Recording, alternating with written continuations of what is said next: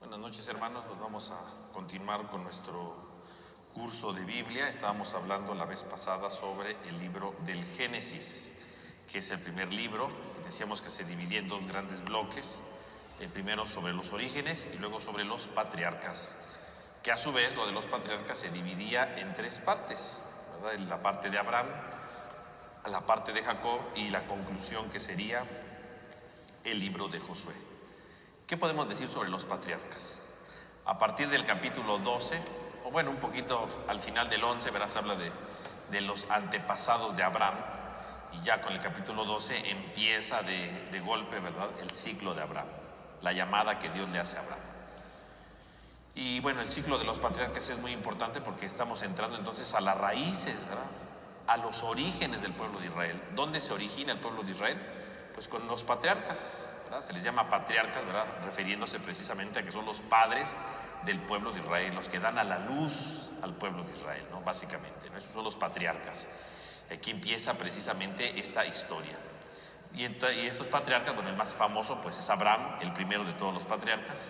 Luego vendrá su hijo Isaac, luego sería Jacob y sus hijos, ¿no?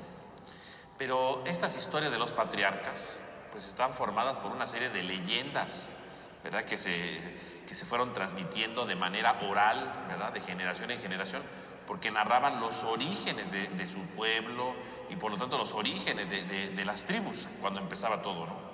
Por lo tanto estamos hablando de historias que sucedieron hacia el siglo XX antes de Cristo, ¿no? Estamos totalmente, ¿verdad?, dentro de un rango histórico distante, muy distante, en la que vamos viendo los orígenes del pueblo de Israel con pequeños grupitos, ¿verdad?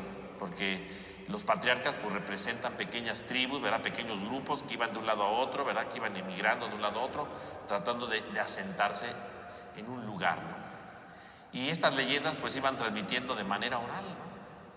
Decíamos nosotros en la primera sesión que teníamos, ¿no?, cómo se habían ido escribiendo, ¿verdad?, el siglo X más o menos, las tradiciones.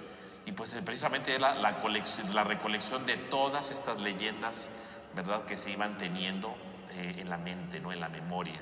Y entonces ahí está. Y obviamente algunas las unían, ¿verdad? La manera como ya las tenemos en la Biblia es la fase final. Y esas leyendas pues las fueron uniendo, ¿verdad?, para que estuvieran bien acabadas, para que estuvieran bien completas, ¿no? Iban intercalando cosas, ¿no? Por eso ustedes leen la Biblia y leen con detenimiento esas historias. De repente hay historias que se repiten, ¿no? Dicen una cosa, dicen otra. O sea, aquí sí que eran dos historias de diferentes lugares y por alguna razón las conservaron, ¿no? O, por ejemplo, ¿verdad?, en la misma historia, por ejemplo, aparece Abraham como el personaje y luego aparece el personaje como Isaac. O sea, aquí sí que era la misma leyenda, pero le cambiaron el personaje. O sea, estamos dentro de una cosa muy compleja, ¿verdad?, llena de leyendas que tratan de abordar precisamente los orígenes del pueblo de Israel. Ahora bien, toda la historia comienza precisamente con Abraham. La historia arranca con Abraham para transformar, por un lado, sí, la vida de Abraham, pero luego empezar a construir el pueblo de Israel. Entonces, el ciclo de Abraham podríamos decir precisamente que constituye un conjunto literario que separa la historia de la humanidad de la historia del pueblo de Israel, ¿no? Porque con Abraham ya dejamos de hablar de los orígenes, ¿verdad?, del pecado, de todo lo que decíamos la semana pasada, y ya empezamos a hablar de algo muy concreto, ¿no? La historia de Abraham, arranca la historia de Abraham, un hombre muy concreto, con el cual empieza la historia propiamente. La historia, podríamos decir que lo anterior era la prehistoria, antes de que se forme la historia, ¿no?, para entender quién es el hombre. Ahora vamos a empezar a ver cómo se origina el pueblo de Israel, ¿no?, y cómo va a empezar a cargarse, ¿verdad?, a la construcción de un futuro. Y entonces la historia de Abraham pues, va marcada desde el capítulo 12 hasta el capítulo 25, ¿no? Entonces vamos a leer, ¿verdad?, este texto de Abraham, ¿no? Ahí lo tenemos, cómo inicia toda la vocación de Abraham, ¿no?, en el capítulo 12. Y dice el libro del Génesis. Dice: Yahvé dijo a Abraham: vete de tu tierra, de tu patria y de la casa de tu padre a la tierra que yo te mostraré, y haré de ti una nación grande y te bendeciré. Engrandeceré tu nombre y serás tú una bendición. Bendeciré a quienes te bendigan y maldeciré a quienes te maldigan. Por ti se bendecirán todos los linajes de la tierra. Marchó pues Abraham como se lo había dicho Yahvé, y con él se marchó Lot. Tenía Abraham 75 años cuando salió de Harán.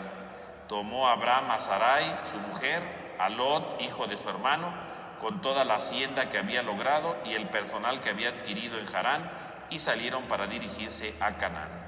Llegaron a Canaán y atravesó Abraham el país hasta el lugar sagrado de Siquén, hasta la encima de Moré. Por entonces estaban los cananeos en el país. Yahvé se apareció a Abraham y le dijo: a tu descendencia le he de dar esta tierra. Entonces edificó allí un altar a Yahvé que se le había aparecido. Entonces ahí tenemos esta narración de Abraham, ¿verdad? De cómo Dios le pide, ¿verdad?, que empiece una transformación en su vida. Y podemos ver entonces aquí varios elementos, ¿verdad?, varios pasos fundamentales para entender precisamente esta historia de Abraham, ¿no? Entonces, para entender esta historia de Abraham tendremos varios rasgos, ¿verdad?, que son fundamentales. En primer lugar, tenemos la gratitud. En primer lugar, la gratitud.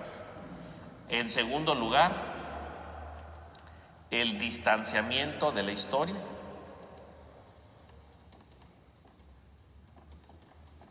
Distanciamiento de la historia.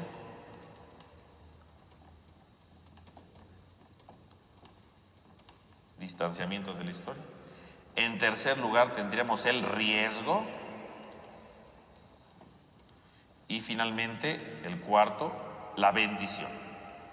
Este relato que leímos tiene estas características, ¿no? Gratitud, distanciamiento de la historia, riesgo y bendición. Y aquí, en distanciamiento, podemos poner tres cosas importantes, que es tierra, que ahí te vamos a explicar, patria y casa, ¿no? Casa. Muy bien, entonces vamos a explicar esto.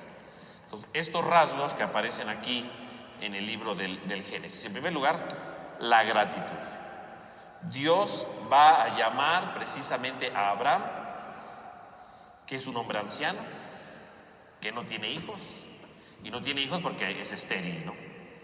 Y bueno, hay que situarnos ahí en este contexto, ¿no? Una persona estéril en aquel tiempo era mal visto, ¿verdad? Era considerado como alguien que estaba maldecido por Dios, ¿no?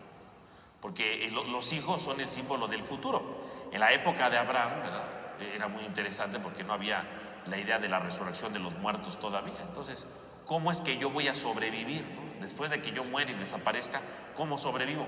Pues con mis hijos, ¿no? ¿Por qué mis hijos llevan mi nombre? ¿Por qué mis hijos se identifican conmigo?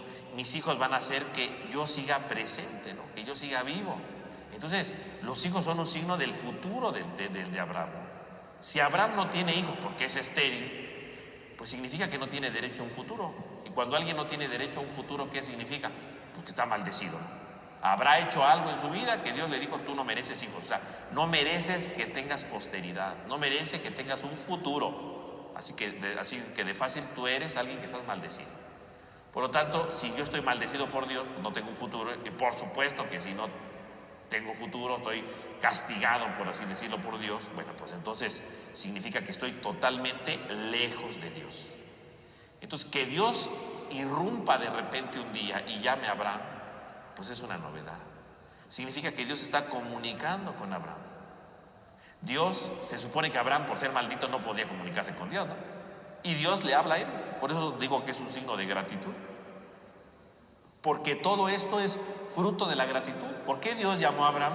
Pues porque Dios quiso. No es que no podemos decir es que Abraham era muy bueno. No, a los ojos de los demás era malo porque no tenía hijos, ¿no? Estaba maldecido. Entonces, a los ojos de los demás, Abraham no se merecía nada. Abraham no tenía gran peso en su tribu, ¿verdad?, en aquel clan. ¿Por qué? Pues porque precisamente Abraham, ¿verdad?, si lo vemos bien, pues Abraham pues no tenía ya ningún futuro, ¿no?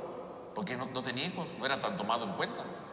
Y que de repente Dios le hable, bueno, pues es un signo de gratitud. ¿Quién soy yo para que Dios me hable, no? Yo que no tengo hijos, yo que estoy ya viejo, Dios me está hablando a mí, es un signo de gratitud.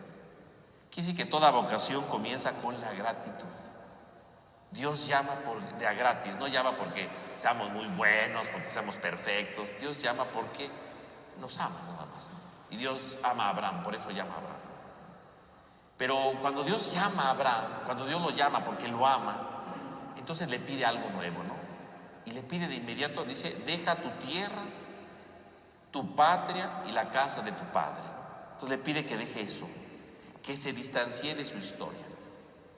O sea, Dios quiere construir un pueblo, sí, pero no un pueblo arraigado en lo antiguo, no un pueblo arraigado en las costumbres que ya tenía, no, es un pueblo nuevo.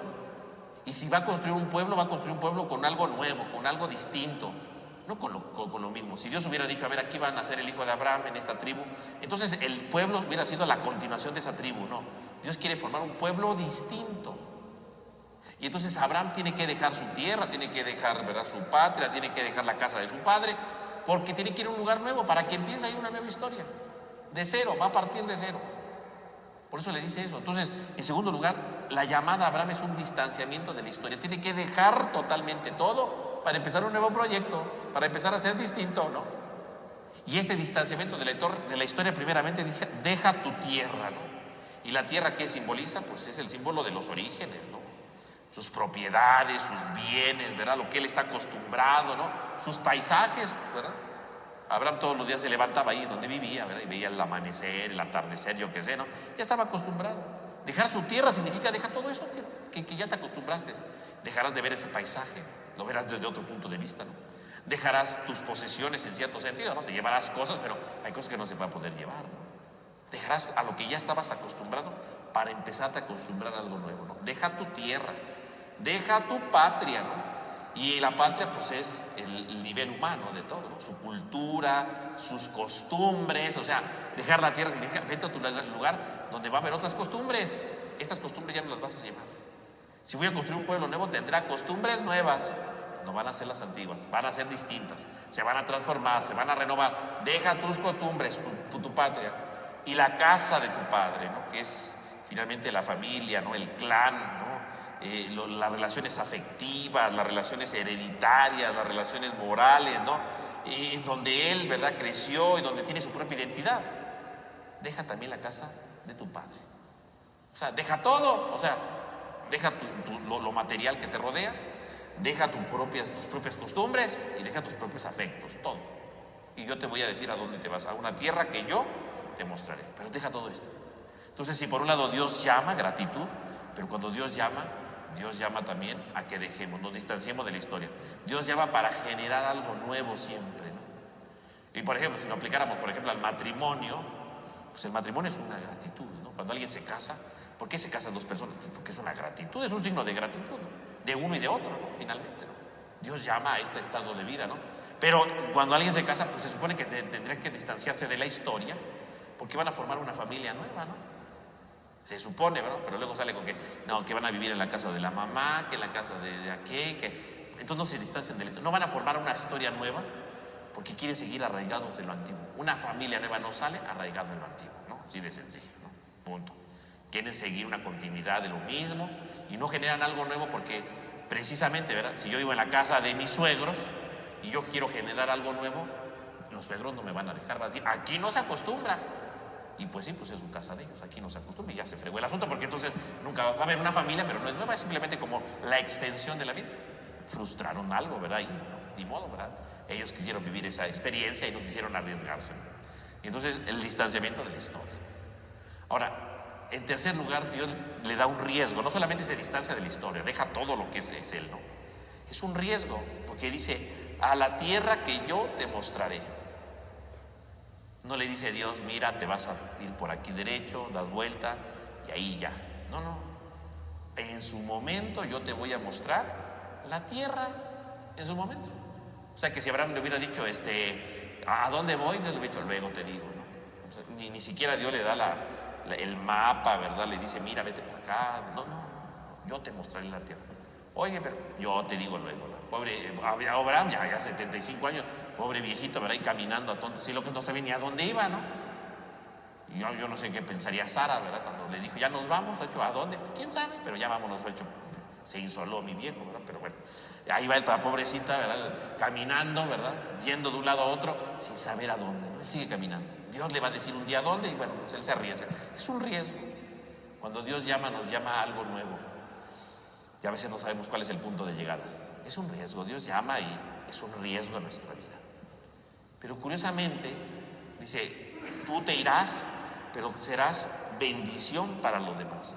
Yo te bendeciré y tú serás bendición.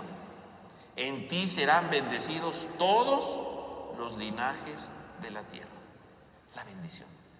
Entonces aquí hay algo muy bello, porque entonces quiere decir que Abraham sí va a empezar todo un proceso de transformación, pero para bendecir, para ser fuente de bendición. Entonces Dios va a construir un nuevo pueblo, ¿verdad? Gratuitamente, distanciándose de la historia para formar una nueva historia, con un riesgo, no sabes a dónde vas, y aparte de distanciarse de la historia es un riesgo, ¿no? Pero curiosamente la fuente de todo es ser bendición. Que lo que Abraham va a crear, que lo que Abraham va a iniciar es un proyecto de bendición. No es otra cosa sino bendecir, ¿no? Es lo que quiere Dios, que se logre un proyecto de bendición. Y ahí va Abraham, ¿no? Se lanza de inmediato, ¿verdad? Sin decir nada. Algo muy curioso de este relato, si ustedes se dan cuenta, es que Abraham se pone en camino y no dice absolutamente nada, nada. No dice que Abraham se queje, no dice que Abraham pregunte, no dice que Abraham opine, no, nada. Dios le dice, deja esto, Abraham se puso en camino, ¿no? Que sería el quinto paso, que no lo puse, ¿verdad? Se me fue aquí.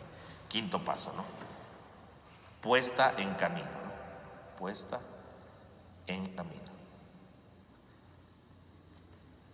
Puesta en camino. O sea, Abraham, después de todo, termina poniéndose en camino, sin decir nada, en silencio. No dice absolutamente nada. Obedece. Esta es la grandeza de Abraham, ¿no? Ahí comienza toda la historia de Abraham. Se pone en camino. Y esta es entonces la llamada que Dios nos hace siempre a nosotros en nuestra vida. En primer lugar, para ser cristianos, pues esa es la llamada de Dios. Dios nos llama a ser cristianos por gratuidad. No pone condiciones, ¿no? Dios nos dice tú sí, tú no, no. Todos somos llamados a ser cristianos si queremos, ¿no? ¿Quién puede ser bautizado? El que quiera, ¿verdad? A nadie le puede decir, tú no mereces ser bautizado. A nadie se le puede decir eso, ¿no? Quiero bautizar a mí, se le bautiza, ¿no? No le puede decir, no, usted no, se me hace que usted es medio mafioso, usted no hace, no. No, nadie se le priva a ser cristiano. Dios gratuitamente acepta a todos, gratuitamente. Pero ser cristiano implica un riesgo, ¿no? Distanciarse de la historia. Implica que nuestra meta, nuestra patria no es esta, ¿no? Nuestra tierra es otra, no es esta. Y entonces implica que ser cristiano implica un riesgo en la vida, ¿no? Y tenemos que distanciarnos de la tierra, de nuestra historia, perdón. Y tenemos el riesgo de vivir el cristianismo, ¿no? Es un riesgo. Ser cristiano es un riesgo, ¿no? Nadie piense, ser cristiano, ¿verdad? Es una cosa extraordinaria, bonita y no vas a sufrir. No, ser cristiano es una cosa extraordinaria, pero sí sufres. Porque es un riesgo. Cuando Dios llama a algo es para un riesgo, siempre riesgo, ¿no? Dios me llama para ser cristiano, el cristiano es un riesgo, ¿no? Pero claro, un riesgo que lleva a la bendición. Ser cristiano es bendecido, ¿no?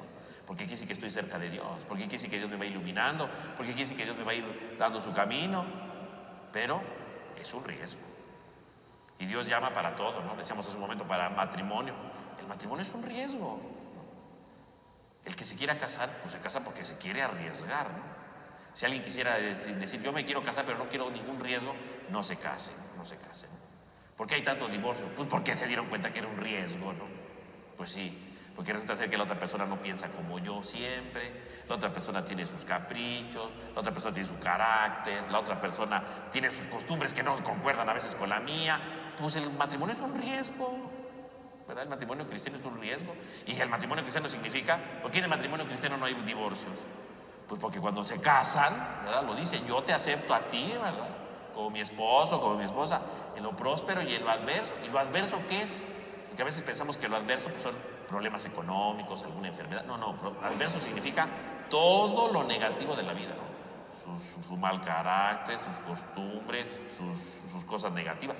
Todos tenemos. Lo adverso significa estoy disponible a abrazar todo lo negativo de ti.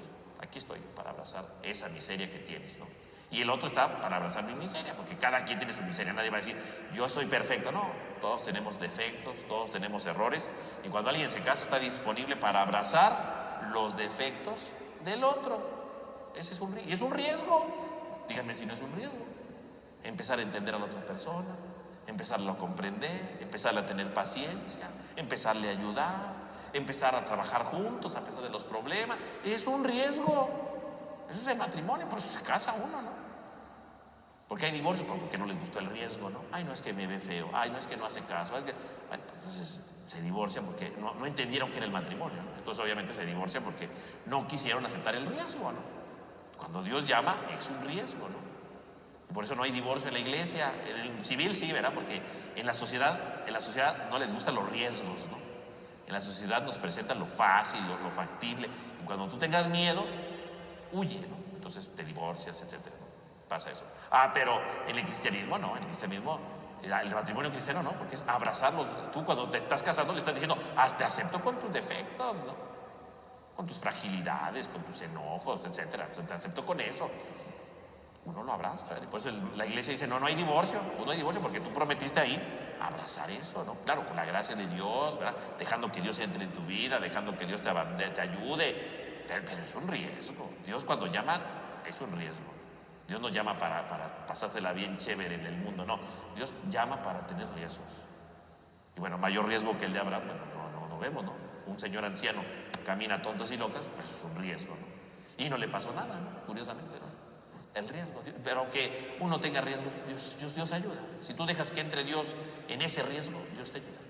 Dios actúa, ¿no? Porque hay quien se casa por la iglesia también, pero se casan y nunca más se acuerdan de Dios, ¿no? Nunca van a misa, nunca escuchan la palabra, nunca hacen oración. Luego Dios nos abandonó. Pues si tú nunca lo metiste en tu matrimonio, ¿cómo Dios te abandonó? Pues si nunca te interesó tenerlo ahí, ¿no? Pues así pasa, ¿no? Es un riesgo. A veces no queremos los riesgos, a veces nos cansamos y no queremos seguir adelante, ¿no? Somos humanos, ¿no? Y a veces gana lo humano y lo divino lo hacemos a un lado, ¿no? Por alguna situación y gana, ¿no? Es un riesgo, es un riesgo. Todo, cuando Dios me llama es un riesgo, pero hay bendición. La bendición se va dando con el paso del tiempo y vamos viendo la bendición de manera extraordinaria. Claro, esto lo digo yo desde la visión de la fe, ¿no? Claro, cuando ya vemos un drama en la vida de alguien, pues hay que analizarla con cuidado, ¿verdad? Yo aquí hablo de manera general, ¿no? No estoy hablando de manera particular de ningún caso, de ninguna situación, de manera general, ¿no? Pero de lo que implica un riesgo, ¿no? Y sobre todo en nuestro mundo de hoy, no nos gustan los riesgos, ¿no? Vivimos en el mundo del confort, ¿no? Todo esto es fácil, ¿no? Hoy quieres comprar algo, ni siquiera tienes que salir, lo puedes pedir por internet, ¿no? Ni siquiera tienes que cansarte, todo lo puedes hacer gratis, todo lo puedes hacer fácil, ¿no? No gratis no, fácil, ¿no? Todo lo puedes hacer fácil, todo llega fácil, ¿no? ¿Tienes una duda? Se lo preguntas a tu teléfono y te lo responde, ¿no? No nos gusta ya investigar, no nos gusta cansarnos, vivimos en un mundo fácil. Un mundo que no tiene riesgos y curiosamente ser cristiano pues es un riesgo, ¿no? No hay una app para bajarla al teléfono y ser cristiano y que nunca falle, ¿no? Eso no existe para ser cristiano. El cristiano es de riesgos continuos, ¿no? Y el que toma el riesgo, como Abraham, se pone en camino. Pero Abraham es un hombre que tiene que crecer en la fe, ¿no? Porque a veces nos lo ponen, ¿verdad? Como Abraham, el hombre de la fe intachable, el hombre que nunca se equivocó, el hombre de grande fe. Y sí fue un hombre de grande fe, yo no digo que no, dejar su tierra y todo fue un acto de fe. Pero la fe no es así como la entendemos, ¿no? La fe implica un crecimiento y yo creo que este es el verdadero valor de la fe, ¿no? Por eso leer el relato de Abraham, ¿verdad? Nos ayuda a reconocer cómo la fe va creciendo y va madurando. Y uno puede tener grandes actos de fe y al mismo tiempo grandes actos que demuestran todo menos la fe o que contradicen la fe. Esas cosas suceden siempre, mis hermanos. Y Abraham es esto. No nos quedemos solamente con este relato, porque a veces decimos, ay, Abraham, cuánta fe tuvo, ¿verdad? Dejó todo. Sí, pero la historia de Abraham no termina aquí. Siga usted leyendo y va a ver todo lo que le pasa a Abraham, ¿no? Y ahí entonces es cuando nosotros vamos viendo las diferentes características. Y vamos viendo cómo Abraham es un personaje que crece en la fe y que tiene sus errores. Tiene sus errores. Tener fe no significa que no me equivoque, todos nos vamos a equivocar. Todos tenemos nuestros deslices, todos tenemos nuestras fragilidades. Y Abraham no es la excepción, ¿no? Abraham no es la excepción. Por eso yo lo invito, ¿verdad? Que usted, ¿verdad? Cuando tenga tiempo, lea toda la historia de Abraham y vea con todas las cosas buenas que tiene, sus grandes momentos y sus terribles momentos. O sea, porque la fe crece. La fe es un proceso de crecimiento. La fe es un proceso que nunca termina y precisamente siempre nos va ayudando a comprender cosas nuevas. Y así va siendo la vida de Abraham. Entonces cuando decimos Abraham el padre de la fe, bueno, sí es el padre de la fe, pero es el padre de la fe no porque fue un hombre de super fe, es el padre de la fe porque maduró la fe, porque a pesar de sus caídas se levantó y siguió adelante. Esa es la verdadera fe. La fe es la que madura, la fe es la que se cae y se levanta. Esa es la verdadera fe, ¿no? La fe se tiene que madurar. Bueno, en el Evangelio lo vemos, ¿no? En el Evangelio de Juan, con el personaje de Tomás, ¿no? Cuando dice, si yo no meto, ¿verdad?, mi mano, ¿verdad?, de las heridas, no voy a creer. Bueno, es una fe que está en crecimiento, la fe crece. A veces nosotros pensamos que tener fe es nunca equivocarnos. Tener fe es nunca dudar, no. La fe implica que a veces dudamos, pero a pesar de nuestra duda, nos levantamos, seguimos adelante y descubrimos un rostro nuevo de Dios y maduramos y crecemos. Esa es la verdadera fe. El que piense que la fe es el que nunca se equivoca, el que nunca duda, el que no... No, pues está usted en un error. La fe es algo que ocurre, que se nos da a los seres humanos. Y los seres humanos tenemos límites. Y los seres humanos nos tropezamos.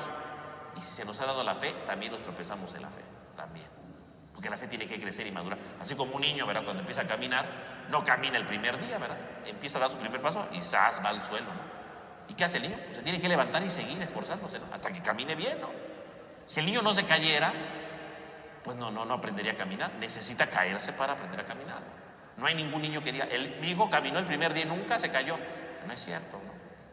Y hasta de adultos uno se cae, ¿no?, porque anda distraído, ¿no? O sea, es parte de la historia de la vida, ¿no? La fe es como un niño que empieza a caminar, no camina el primer día, se cae. La fe madura todos los días y nos caemos. Y aun cuando parece que ya somos maduros, caemos, ¿no? Así como una persona que ya creció, ya sabe caminar, pues un día se tropieza, de repente, ¿verdad?, no vio algo, se cayó. También la fe, ¿no? Hay gente que va avanzando en la fe y de repente se vuelve a caer. Pero lo importante no es la caída, lo importante es la levantada, porque la levantada es lo que nos ayuda a madurar. Entonces, fíjense, vamos a hacer una especie de esquema sencillito, ¿verdad?, para que vayamos captando esto de la fe en Abraham, ¿no? Entonces, fíjense bien. Abraham, bueno, pues aquí está Abraham, vamos a dibujarlo aquí más o menos. Su barba, porque pues dice que ya estaba viejito, ¿no? Ahí su turbante, ¿no? Ahí está. Este es Abraham, imagine usted que este es Abraham, ¿no? Aquí le ponemos una A de Abraham. Bueno, Dios lo llama, ¿no? Decimos que Dios lo llama. Y le dice, deja tu tierra, deja todo. Bueno, y Abraham dice que se puso en marcha, ¿no? Acabamos de ver que Abraham se puso en marcha. Entonces, Abraham de inmediato se pone en marcha. Entonces sube en la fe, ¿no? La fe, sube. Pero si usted sigue leyendo, después de que Abraham se dejó todo, dice que Abraham se va a Egipto por sus pistolas, porque Dios no le dice que se vaya a Egipto. Viene un problema de hambre y Abraham decide irse a Egipto, ¿no? Porque se le ocurrió. Y ahí va Abraham a Egipto. Y en Egipto resulta ser que dice que el rey, ¿verdad?, pues vio que su mujer estaba bien y se la quitó. Y Abraham, en lugar de defender a su mujer, dice, no, pues vamos a decir que somos hermanos, ¿no? Y entonces deja que se aproveche de su mujer. Él se la pasa bien tranquilo, ¿verdad? Porque pues como era el hermano, pues le dan todo. Y al final, pues viene una desgracia sobre el rey. Y el rey dice, ¿por qué no me dijiste que era tu esposa? Por tu culpa me está yendo mal, ¿no? Y entonces dice, lárgate de aquí, corre, ¿no? Perdónenme, pero eso no es un acto de fe de Abraham, ¿no? Primero, irse a Egipto, cuando Dios nunca le dijo, vete a Egipto, nunca le dijo que se fuera, ¿no? Jamás le dijo, vete para allá. ¿Por qué se fue Abraham? Por sus pistolas, ¿no? Y luego sale con que el rey quiere estar con su esposa.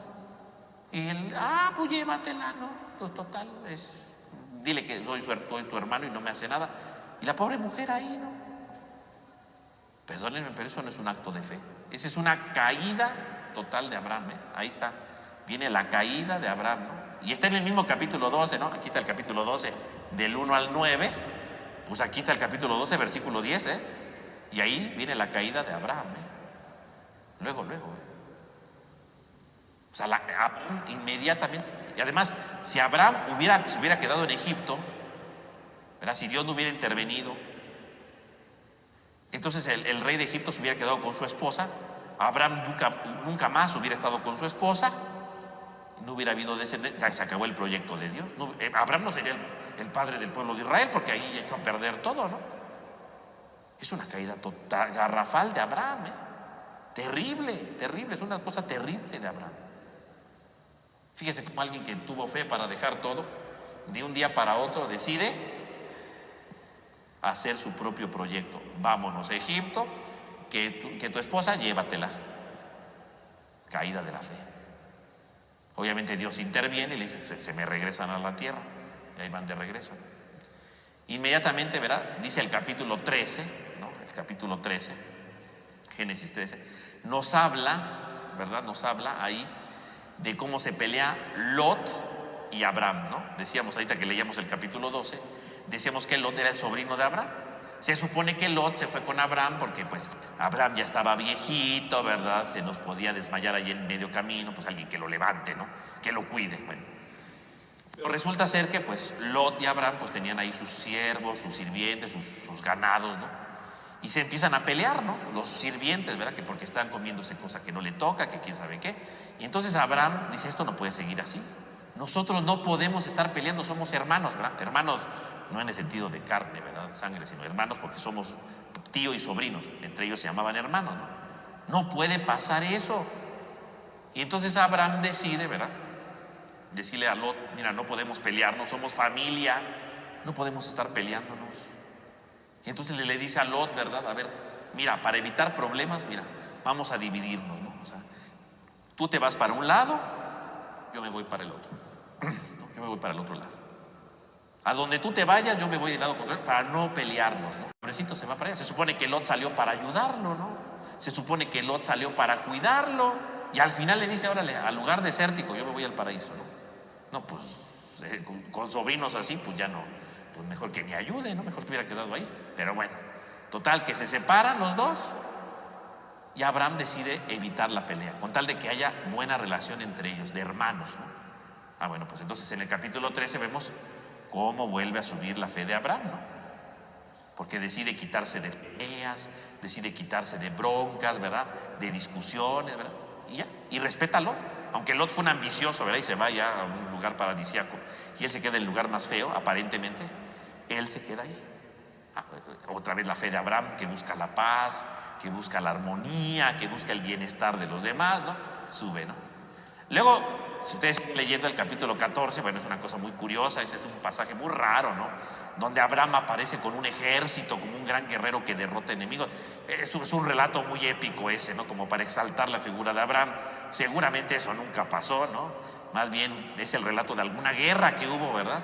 Y pues como estaba en la memoria de varios, dijeron, Abraham derrotó a varios, ¿no? Bueno, pero bueno, el chiste es exaltar la figura de Abraham. Entonces, no solamente es un hombre hermanable, sino que Abraham es un hombre, un guerrero que triunfa sobre los enemigos. Bueno, pues vaya usted a saber. Entonces, capítulo 13 y capítulo 14, Abraham, héroe de guerra, ¿no? Héroe que gana ahí una guerra mundial, ¿no? Bueno, del mundo de aquel momento, ¿no? Entonces vemos cómo Abraham tiene su caída, tiene su subida, ¿no? Y luego viene un momento de crisis muy fuerte para Abraham, ¿no? Se presenta una crisis que amenaza con una caída, ¿no? Y digo que amenaza, ¿no? Entonces vamos a ponerla aquí, ¿no? Que es el capítulo 15. Y en el capítulo 15, ¿verdad? Abraham, ¿verdad? Pone en duda, ¿verdad? Que Dios lo vaya a ayudar, porque dice, pues no pasa nada, ¿no? ¿A dónde está Dios, no? Y dice, le fue dirigida de parte de Yahvé la palabra a Abraham y le dijo, no temas, Abraham, porque yo soy para ti un gran escudo y tu premio será grande. Y le dice a Abraham, mi Señor Yahvé, ¿qué me vas a dar a mí si no tengo hijos? Dice, no me has dado descendencia y un criado de mi casa me va a heredar. Y entonces Dios le dice, no te heredará, sino que te heredará uno de tus entrañas. Mira el cielo y cuenta las estrellas, así de grande será tu descendencia, ¿no? Y entonces Dios hace una alianza, ¿no? O sea, Abraham trata como tristón porque pues, no llega el hijo, no me has dado hijos, ¿qué voy a hacer? Y entonces Dios le dice, no, vamos a hacer una alianza. Y en aquel tiempo, ¿verdad? Cuando había dos pueblos enemigos, viene la alianza, ¿no? ¿Cómo hacían las alianzas en aquel tiempo? Pues era una cosa muy fea, ¿no? Pero pues así hacían la alianza, ¿no? Agarraban los animales, los dividían a la mitad, ponían una mitad de un lado y la otra mitad del otro lado, ¿no? Así él hacía, ¿no? Obviamente, entonces, yo partía un animal, imagínense, y lo abrían así para hacer como un camino. Obviamente el camino estaba lleno de sangre porque habían dividido al animal, ¿no? Entonces imagínese usted, ¿verdad? Que imagínese que hay un animal, ¿no? Que está ahí muerto, ¿no? Usted vaya a saber qué cosa sea el animal, ¿no? Lo partían en dos. Entonces decíamos así, ¿no? No sé si usted está imaginando que esto es un animal, pero usted usa su imaginación, ¿no? Y entonces lo dividían y pues la sangre estaba aquí en medio, ¿no?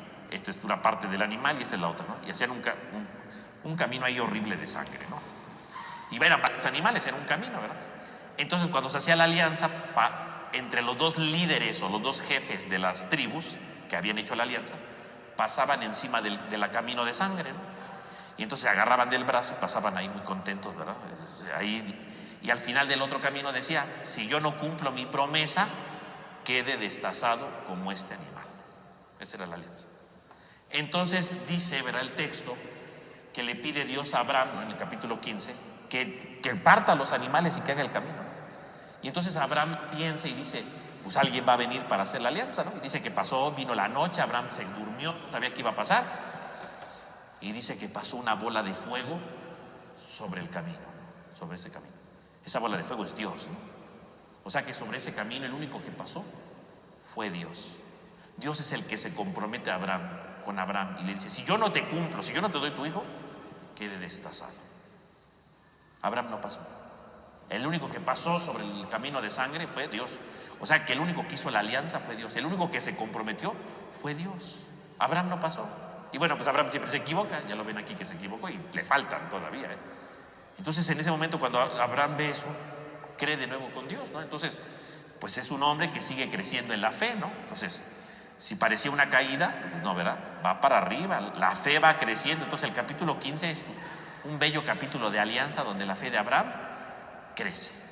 Entonces, si ustedes se dan cuenta, bueno, tenía fe, cayó con lo de su esposa, subió y luego subió más. La fe va creciendo. Uno dirá, no, después de eso, ¿qué puede pasar? Nada, ¿no? Después de eso ya un hombre de fe perfecto, pero no.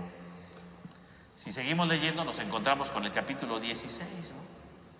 Y en el capítulo 16, Sara, ¿verdad? Le dice a Abraham, pues no tenemos hijos, como que Dios está tardando, ¿verdad?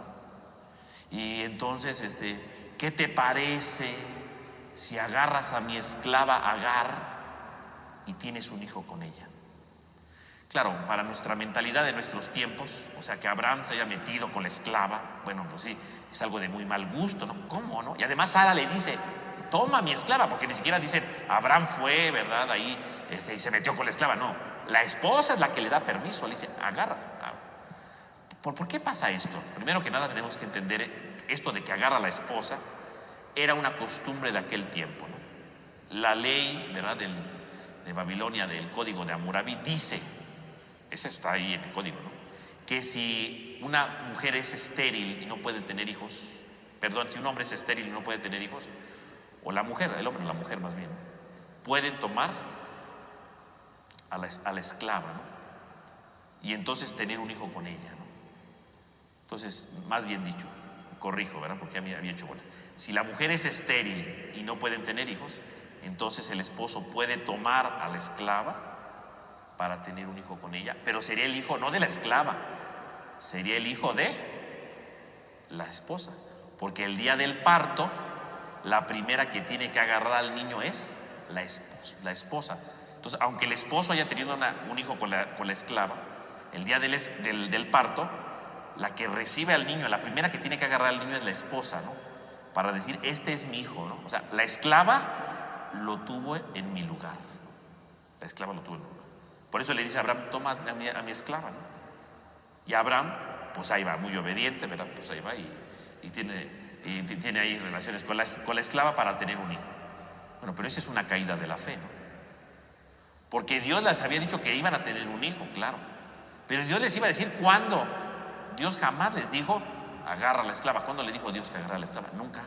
Esa fue una idea de Sara y Abraham la secundó, los dos, ¿verdad? Los dos son los culpables ahí. Eso es querer tomar la iniciativa por su propia cuenta y no depender de Dios. Entonces, el capítulo 16, bueno, vamos a ahorrar aquí este animal ya. El capítulo 16 es otra caída, ¿no? Capítulo 16, en donde Sara y Abraham, ¿verdad? Donde Sara y Abraham toman la historia por su cuenta, ¿no?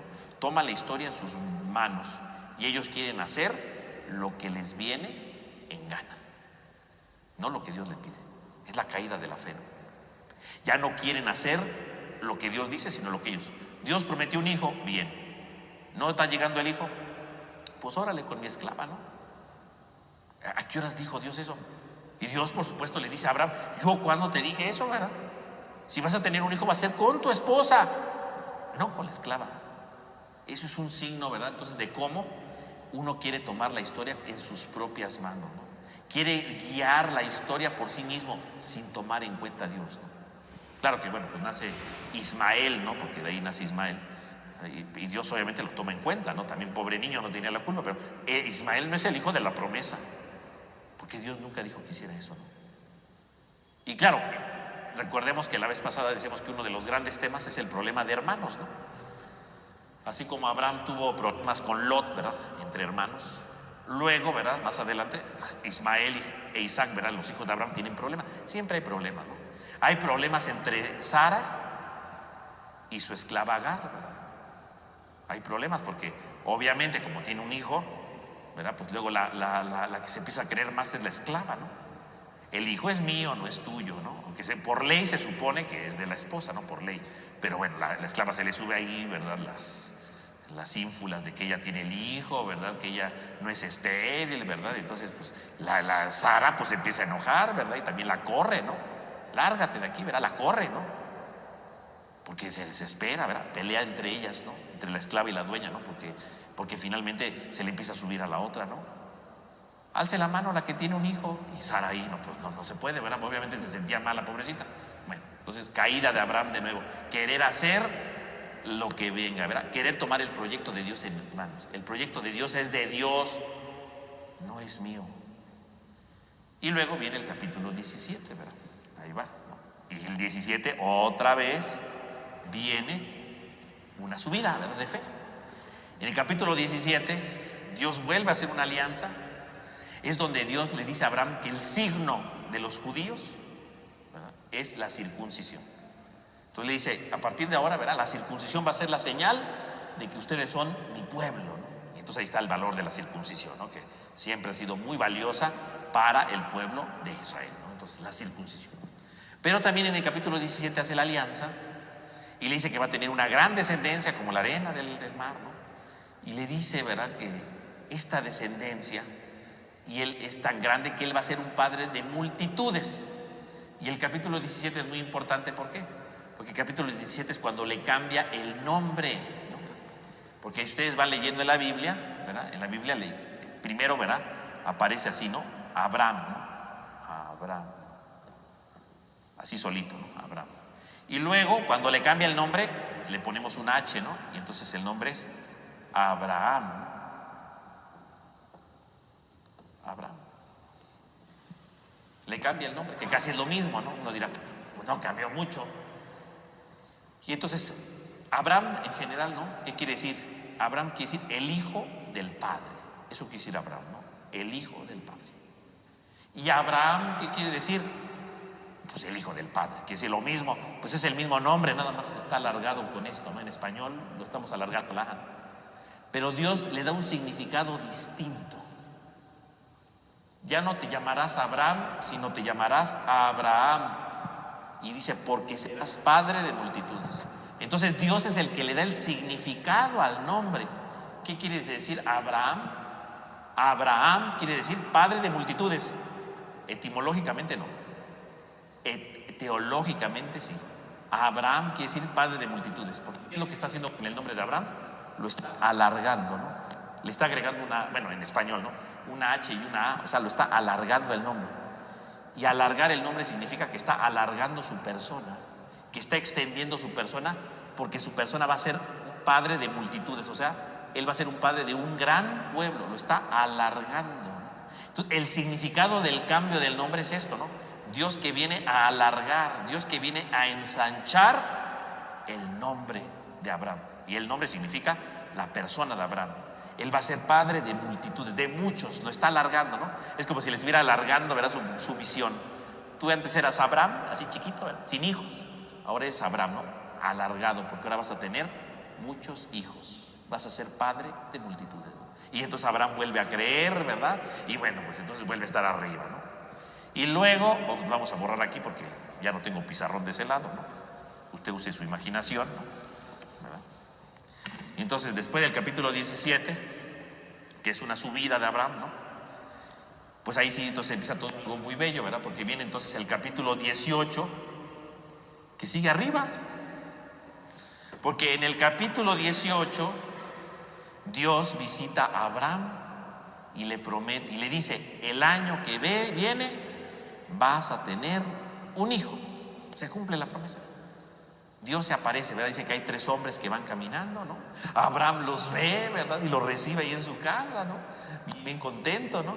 Y cuando se van los hombres dicen, el año que viene vas a tener un hijo. Y dice, entonces ya, ahora sí hay un día concreto, ¿verdad? El año que viene, dentro de un año tiene el hijo. Entonces, y Abraham transforma totalmente su vida, ¿no?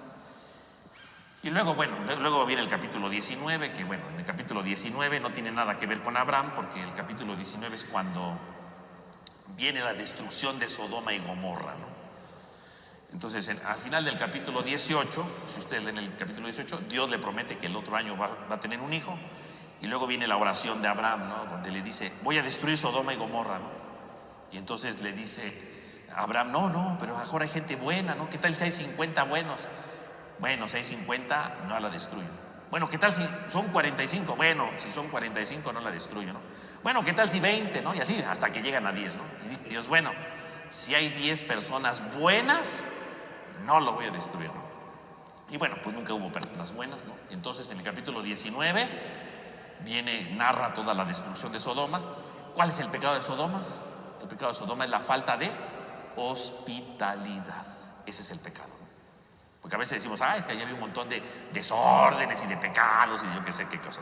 No, el pecado de Sodoma es la falta de hospitalidad, ¿verdad? Porque cuando llegan los enviados de Dios, ¿verdad? Y Lot lo recibe en su casa, llegan los de Sodoma y dicen, saca a los peregrinos, ¿verdad? Porque vamos a aprovecharnos de ellos, ¿no?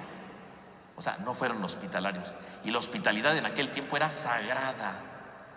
Y como no fueron hospitalarios, entonces ese pecado les gana la condenación, ¿no? Que viene todo el relato de la destrucción de Sodoma y de Gomorra, ¿no? Que se destruye ahí, ¿no? Que viene ahí el relato, ¿no? Y bueno, y además de eso, pues ahí es donde vivía Lot. Lot se tiene que refugiar en una cueva, todo se destruye. Y entonces nos habla de la ruina de Lot. Cuando alguien no sabe ser buen hermano, como cuando con Abraham que se peleó, pues busca su propia autodestrucción, ¿no? Lot es la imagen del hombre que se autodestruye, ¿no? Del hombre que se va acabando a sí mismo, ¿no? Y bueno, y luego, bueno, termina la historia de Sodoma, ¿no? Obviamente, ¿no? Y ya viene entonces el capítulo 20, ¿no? Que el capítulo 20, pues es otra caída de Abraham, ¿no? Porque en el capítulo 20 es un paralelo con el de Egipto, ¿no? Ya ven que se fue a Egipto y dejó a su esposa. Pues en el capítulo 20 aparece la misma historia, pero ahora en otro lugar, ¿no? Con otro rey. De nuevo, el rey quiere con su esposa, le dice que es su hermano, o sea, se repite. O sea, ahí hay una repetición de historia, ¿no? ¿Quién sabe por qué, no? O sea, ahí la metieron. Es la misma historia con otros personajes, pero es la misma historia. Es la misma historia, pero es una caída de Abraham, ¿no? Esa es una cosa muy rara, ¿por qué la meterían ahí, no? Es como una interrupción de todo lo que estamos viviendo. Entonces, este capítulo, aunque es una caída, hay que ponerle entre paréntesis porque en realidad es muy raro, ¿no? ¿Cuál fue el objetivo? Claro, podríamos analizar eso, pero ahí no vamos a detenernos en eso. Y entonces vamos al hecho más grande, ¿no? Capítulo 21, ¿verdad? Capítulo 21 viene entonces el nacimiento de Isaac. Se cumple la promesa, ¿no? Nace Isaac, ¿no? Isaac quiere decir el hombre de la risa, ¿no? El hombre de la risa. El hombre de la risa. ¿Por qué? Pues aquí hay dos cosas. Uno, porque se supone, ¿verdad? Cuando Dios le anuncia a Abraham, el otro año vas a tener un hijo. Sara se supone que estaba del otro lado escuchando y dijo Sara, yo a mis años voy a tener un hijo. Y se empieza a reír, ¿no? Y la regaña, ¿no? ¿Te reíste? No, claro que te reíste. Entonces dicen que Isaac se llama el hijo de la risa porque su mamá, Sara, se rió, ¿no? Eso puede ser un significado, ¿verdad? Porque es el hijo de la risa, porque se burlaron de que no iba a nacer y siempre sí nació. Pero también la risa puede significar la alegría, la felicidad. Entonces el capítulo 21 pues sería precisamente el momento en el que nace Isaac y por lo tanto llega el momento de la risa, el momento de la felicidad. ¿Y cuál es la felicidad? Que por fin se cumplen las promesas, que por fin se están cumpliendo las promesas. Entonces el hijo de la risa porque llegó la felicidad, porque la promesa se ha cumplido. Y entonces después de esto, bueno, ahí hay un paréntesis en el capítulo 21 porque es Isaac. Luego se pelea Isaac con Ismael, ¿no? Lo regañan, ¿verdad? Porque están ahí. Y entonces se terminan yendo, ¿verdad? Y Dios dice que va a cuidar a Ismael y que de él va a ser un gran pueblo, ¿no? Un paréntesis. Y después de eso viene un capítulo terrible, podríamos decir, ¿no? Porque viene el capítulo 22. Y el capítulo 22 va a aparecer justamente en medio de un silencio, ¿no? Porque nace Isaac, se narra cómo se pelea Isaac con Ismael, y bueno, es como un paréntesis, pero más bien es para hablar de Isaac, de Ismael, ¿no? Pero hay un silencio porque ya no nos van a narrar nada más. No nos dice nada sobre Abraham, no nos dice nada sobre cómo va creciendo Isaac, qué aventuras habrá tenido Abraham en la medida que iba creciendo Isaac. No nos dicen nada. Hay un silencio, ¿no? Se provoca un silencio. Y este silencio se rompe entonces en el siguiente capítulo, cuando ya Isaac ya creció. Y entonces, ¿quién rompe el silencio? El silencio lo rompe Dios. Y así como llamó en el capítulo 12, ¿no? A Abraham, lo vuelve a llamar, ¿no? Nada más que en el capítulo 12 le dijo a Abraham, ¿verdad? Deja tu tierra, deja todo, ¿verdad? El silencio, toda la etapa del crecimiento de Isaac queda en silencio. El silencio lo rompe Dios un día. Y en el capítulo 22 lo rompe para decirle: entrégame a tu hijo, sacrifícalo. Y Dios ahora le pide que sacrifique a su hijo. Pero ya se acabó el tiempo, entonces la próxima semana pues vamos a hablar precisamente sobre el sacrificio de Isaac, ¿verdad? Y la conclusión del ciclo de Abraham, para empezar a hablar ahora sobre el siguiente ciclo, que es el de Jacob, ¿no? Pero bueno, pues vamos a terminar con una oración. En el nombre del Padre, del Hijo, del Espíritu Santo. Amén. Amén. Te damos gracias, Señor, porque nos has reunido en esta noche. Te pedimos por cada uno de nosotros para que nos dejemos guiar, nos dejemos iluminar por tu palabra y sepamos reconocer el grande amor que nos vas teniendo en nuestra vida. Te lo pedimos a ti que vives y reinas por los siglos de los siglos. Amén. En el nombre del Padre, del Hijo, del Espíritu Santo. Amén. Pues que tengan todos una buena noche, que descansen y Dios mediante nos vemos la próxima semana.